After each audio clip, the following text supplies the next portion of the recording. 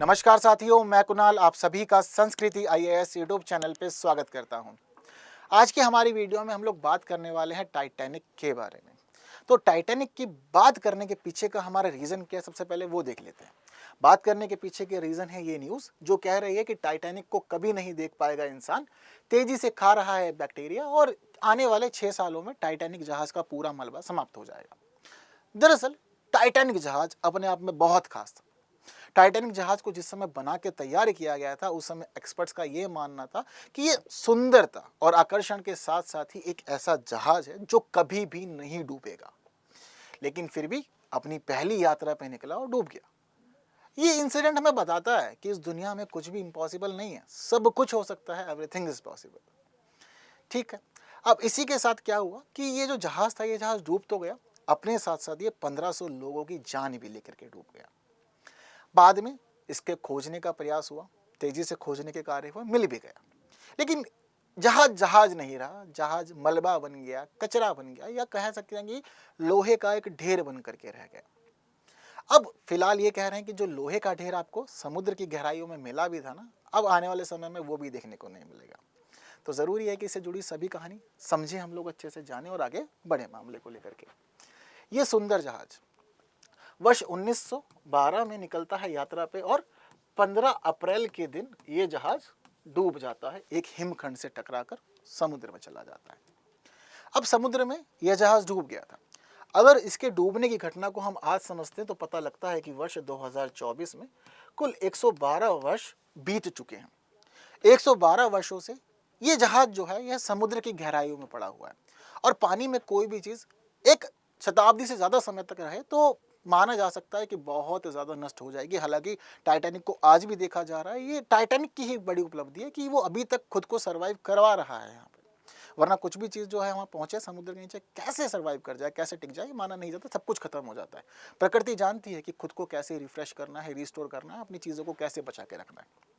वर्ष 1912 में 15 अप्रैल के दिन यह जहाज डूबा। 112 वर्षों से ज़्यादा का समय बीत चुका है। हालांकि जैसे ही टाइटैनिक समुद्र में डूबा था, उसके बाद इसमें बहुत सारी सुर्खियां बटोरी। सुर्खियां बटोरने के साथ साथ ही बहुत सारी टीम निकल चुकी थी टाइटैनिक के मलबे को खोजने के लिए। अब नॉर्थ अटलांटिक ओशन के अंदर यह डूबा था। बाद में जब खोज हुई तो खोज के बाद यह मिल भी जाता है, ऐसा नहीं है कि नहीं मिलता, ये जहाज मिल जाता है, लेकिन मलबे के रूप में मिलता है, काफ़ी अजीब गरीब स्थिति में मिलता है, 2 टुकड़े हो चुके होते हैं इसके।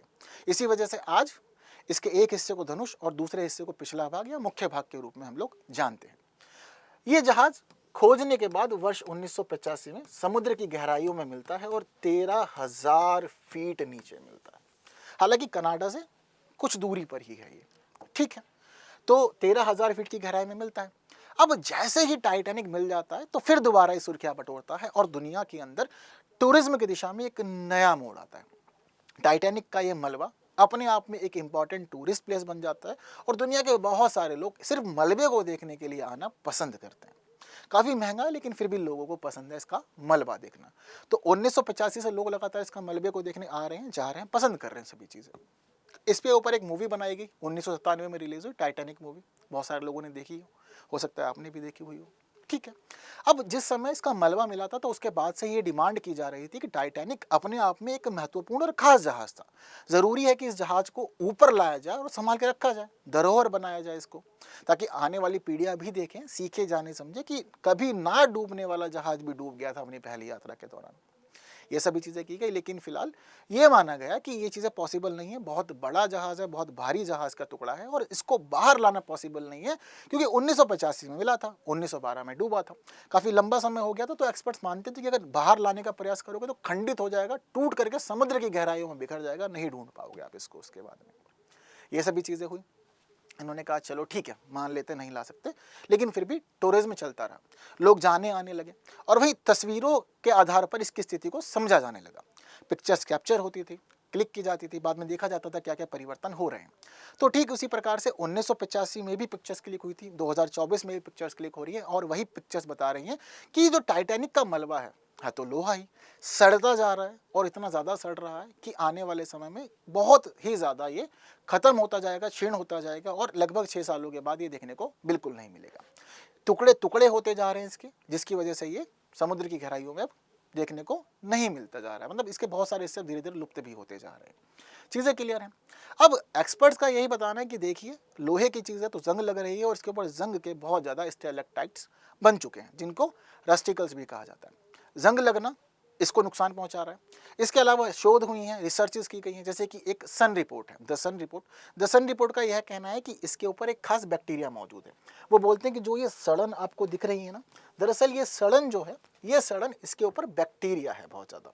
ठीक है, ये जो बैक्टीरिया है, यही बैक्टीरिया इस जहाज़ को बहुत ज़्यादा नुकसान पहुंचा रहे हैं, धीरे धीरे धीरे करके खा रहे हैं लोहे को, जिसकी वजह से इसके बहुत सारे हिस्से टूट रहे हैं, अलग अलग बिखर रहे हैं और गायब होते जा रहे हैं। इस बैक्टीरिया को एक खास नाम भी दिया गया है, ये नाम है हेलोमोनस टाइटैनिका। कह रहे हैं कि यही बैक्टीरिया लगातार जहाज खाने में लगा हुआ है और 6 वर्षों के भीतर यानी कि वर्ष 2030 तक यह पूरी तरह से इस जहाज को खा पी के खत्म कर देगा। यही बैक्टीरिया हैं जो टाइटैनिक के ऊपर रोज पार्टी कर रहे हैं, रोज एंजॉय कर रहे हैं और अपने जीवन का आनंद लेते हुए बढ़ रहे हैं। ऐसे ही एक और कंपनी है RMS टाइटैनिक इंक। ये ऐसी कंपनी जिसको टाइटैनिक से जुड़े हुए सभी अधिकार प्राप्त हैं। इससे जुड़े हुए निर्णय लेना, इसकी चीज़ों का संरक्षण करना, संभालना, ये सारे इसी के पास ही RMS टाइटैनिक इंक के पास में। पर ये कंपनी खुद मानती है कि टाइटैनिक का जो मलबा है इसके ऊपर बहुत सारे छोटे छोटे सूक्ष्म जीव हैं मौजूद। ये भूखे सूक्ष्म जीव हैं और रोज़ यहाँ पर ये इस मलबे को खाने का काम कर रहे हैं। अब हम देखते हैं कि इसका भारी हिस्से के साथ साथ आंतरिक हिस्सा भी सड़ चुका है और ये सड़न ही बताती है कि आने वाले समय में टाइटैनिक का मलबा भी विलुप्त हो जाएगा, इतिहास बन जाएगा और कभी कोई भी नहीं देख पाएगा। सिर्फ तस्वीरें देख पाएंगे, जान पाएंगे, समझ पाएंगे, इसके अलावा और कुछ नहीं होगा। हालांकि जो कंपनी RMS टाइटैनिक इंक है, इसके पास अधिकार रिजर्व है इससे जुड़े हुए, तो इसी वजह से ये देखने को मिलता है कि इसने बहुत सारे प्रयास किए, क्योंकि डिमांड हो रही थी कि मलबे को ऊपर लाओ, तो पूरा मलबा पूरी तरह से ऊपर लाना पॉसिबल नहीं था, पर जिन जिन चीज़ों को बाहर ला सकते थे उसने पूरा एफर्ट दिखाया और अब तक ये 20 टन से ज़्यादा चीज़ों को ऊपर ला चुका है, जिसके अंदर खिलौने हैं, ज्वेलरीज हैं, इसके कुछ कुछ पार्ट्स हैं। ऐसी चीज़ों को जो जो पॉसिबल है बाहर लाना, ये बाहर ला करके संभाल के उसको रख रहे हैं, धरोहर के रूप में चीज़ें संभाल रहे हैं। तो 20 टन से ज़्यादा मलबा ये ला चुके हैं, जिसके अंदर अगर चीज़ों को समझा जाए तो 5500 से ज़्यादा आइटम्स शामिल हैं। इतनी चीज़ों को ये नीचे से ऊपर ला चुके हैं और अपने आप में एक बड़ा चैलेंज है, क्योंकि 13,000 फीट की गहराई के अंदर अभी पूरे के पूरा काम कर रहे हैं और चीज़ों को ऊपर ला करके रख रहे हैं। ठीक है, तो यही बैक्टीरिया, नाम याद रखिएगा, हेलोमोनस टाइटैनिका, लगातार खा रहा है और आने वाले समय में यही टाइटैनिक के अंत का कारण भी बनेगा। पहले एक हिमखंड से टकराया, तब ये डूब गया, 2 हिस्सों में टूट गया।